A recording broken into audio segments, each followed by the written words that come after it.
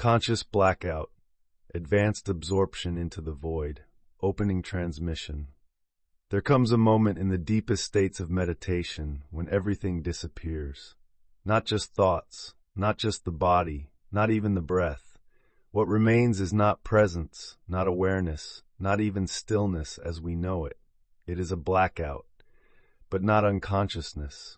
It is a conscious blackout, a moment in which the inner light folds inward like a star collapsing into its center.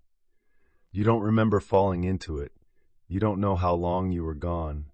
But when you return, something is different. A great silence hums behind your breath. A great peace surrounds your body like air you forgot you were breathing. This is not sleep. This is not spacing out. This is absorption. A total dropping away of self and world, and it is far more common on the spiritual path than most teachings acknowledge. Let us explore together this rare and sacred terrain, where even awareness itself dissolves and the void becomes your resting place. What is a conscious blackout? A conscious blackout is a paradox. It is the experience of no experience, yet it is unmistakably real.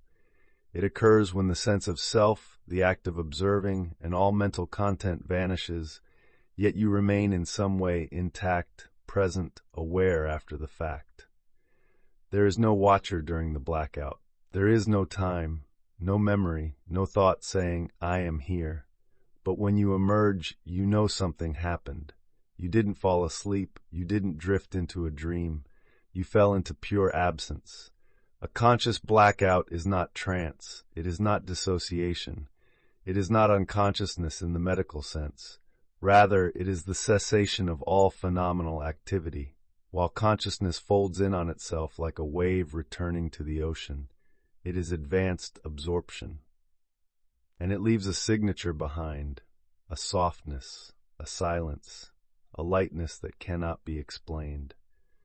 2. The difference between deep meditation and blackout. Many practitioners mistake deep silence or inner stillness for the end point. But conscious blackout is not just silence. It is the disappearance of even the knower of silence.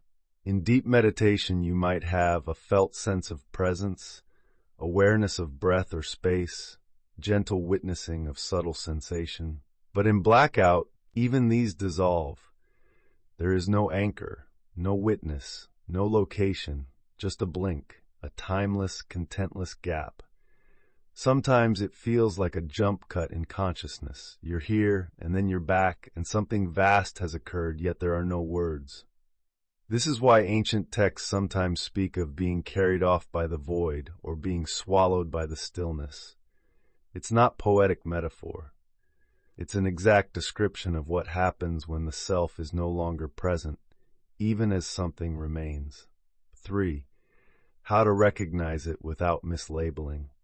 It's important not to confuse conscious blackout with drowsiness, zoning out, losing focus, daydreaming.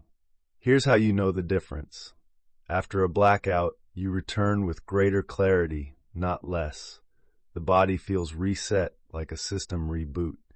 There is a profound sense of reverence, even if no images or words remain. Often, time has disappeared completely. You sit for 10 minutes and return 40 minutes later. There is no feeling of trying. You weren't meditating anymore. You weren't doing anything, and that's exactly why it happened. The self got out of the way. The sense of "I am meditating" vanished, and what remained was the source without form. This is the subtle difference. It's not about effort. It's about falling so deeply inward that even awareness lets go of itself. 4. What precedes the blackout? While you can't force this state, there are common signs that tend to precede it. The body becomes immensely light or disappears entirely. Breathing slows to the point of seeming non-existent. Time perception thins and stretches like water. Visual field, whether open or closed, becomes filled with black space, sometimes with a faint shimmer or pulsing darkness. Inner dialogue stops not because you silenced it, but because there is no one left to speak. The key marker is neutrality. You are not reaching for bliss. You are not chasing visions. You are not labeling experiences. You are simply not there anymore, and this absence is the door. Then, at some unknown moment, the self collapses inward. The lights go out, but not into sleep, into source. 5. The aftereffects of conscious blackout. This state leaves behind powerful echoes.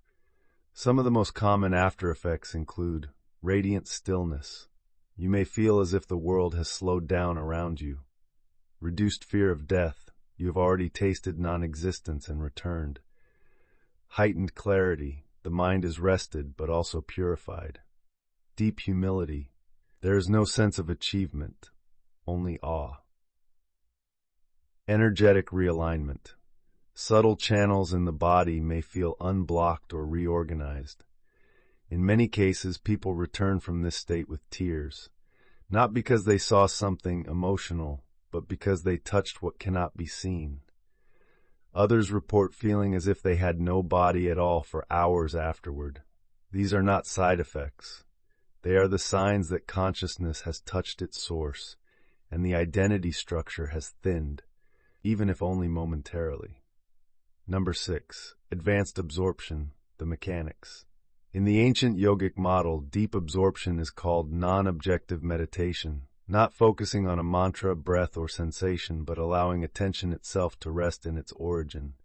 In modern terms, we can describe this as cessation of subject-object tension, collapse of spatial boundaries, deactivation of the default mode network in the brain, resetting of neural narrative loops. But beyond neuroscience or technique, something much deeper is happening.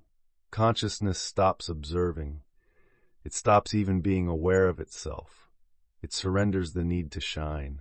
And in that surrender, a different form of absorption emerges, not into light, sound, or form, but into emptiness.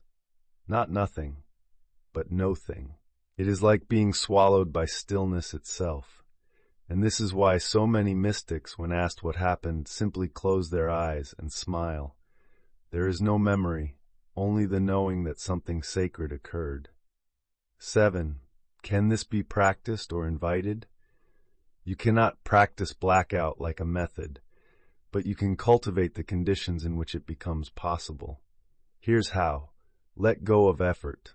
Don't try to enter any state. Let it find you. Allow stillness to deepen. When the body is perfectly still, the mind often follows. Sit longer than your preferences. Many blackouts happen past the 40-60 minute mark. Welcome forgetting. If your session feels like it disappeared, don't resist. Rest in neutrality. Don't seek bliss, insight, or progress. The more you rest without seeking, the more the ego structure loosens. And when that grip dissolves, conscious blackout becomes possible, not as a reward, but as the natural byproduct of surrender. Mystical reflection. There is a kind of grace that cannot be summoned. It arrives like a whisper, a collapse, a dark bloom behind your forehead, and when you return from it, you carry the fragrance of the void in your breath. You walk a little slower, you listen a little deeper, you speak a little less, because something in you has touched the nameless, not a light, not a vision, not even silence, but the absence in which all things arise.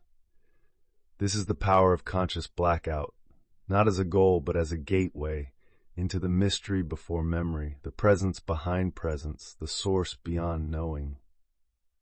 If this sacred teaching helped you glimpse the mystery behind the mind, if it pointed you back to the hidden origin from which all things rise, consider subscribing for more transmissions on awakening, absorption, and sacred silence. And if you feel called to support this library of wisdom, becoming a channel member helps us continue offering timeless guidance to sincere seekers across the world. Next episode, the practice of inner hearing, Nada Yoga, in total silence. Let us meet where sound begins and disappears.